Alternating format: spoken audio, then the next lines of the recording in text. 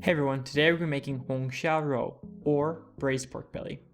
To start, let's cut up some ginger into thin slices. And while you're here, make sure to smash like and subscribe to help me hit my 1,000 subscriber goal. Just cut your green onions into 3-inch long pieces and grab some pork belly at your local grocery store and cut into pieces that can fit into your mouth easily. About 1 inch tall, 1 inch thick, 1 inch wide, or whatever you prefer. It's just important that they're pretty thick because you're going to be braising these in a delicious liquid. And the cook time will vary depending on how big of a chunk you make. But generally when braising, the longer you cook, the better the flavor. And now throw all 3 of these ingredients into a pot that you'll then add water to, so that we can briefly blanch the pork and create a delicious liquid for the sauce. Add that to your heating source and bring to a boil for about 5 minutes and enjoy the beautiful aroma. The end result is white blanched pork that you'll then remove from the liquid and dry off with a paper towel.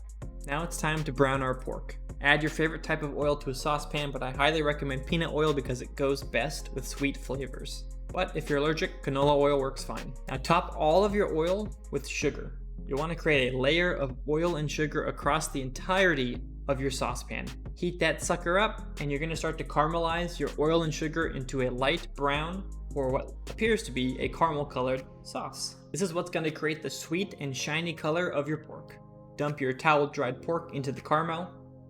Then toss it around to make sure all of the caramel is coated evenly across all of your pieces of pork belly. You'll want to maintain about a medium high to medium heat level so that your caramel doesn't burn, but also your pork can brown. Once evenly coated, go ahead and grab some dark Chinese vinegar and add to the mixture to deglaze the bottom of the pan. All of the bits that are stuck to the bottom of the frying pan are actually the best part, so you want to make sure you scrape all of it off with the cold liquids that you add to the pan, such as this vinegar and the Shaoxing Wine that we're going to add right now.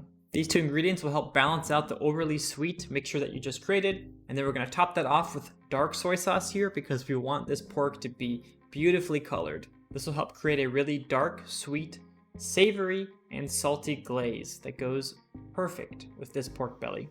Mix around so that everything is coated and also making sure nothing is standing too still so it doesn't burn to the bottom of the pan. You want to play around with your heat just to make sure nothing is getting too hot. Now top all the delicious sauce with some of the poaching liquid that we made earlier. This is going to bring out more of the pork flavor and infuse it with ginger and green onion. And you also want to add a few pieces of star anise as the aroma goes perfectly well with this sweet savory dish. And then finally, add a few pieces of garlic to the braising liquid. Not only will this enhance the flavor, but it'll make a perfect chef snack. Just pluck those out in the end and eat them. You won't regret it, trust me. It's absolutely delicious. Now add a lid on top with about 1 inch of space for steam to escape and let simmer for 1.5 hours. An hour and a half later, your pork should almost look like a dark red color.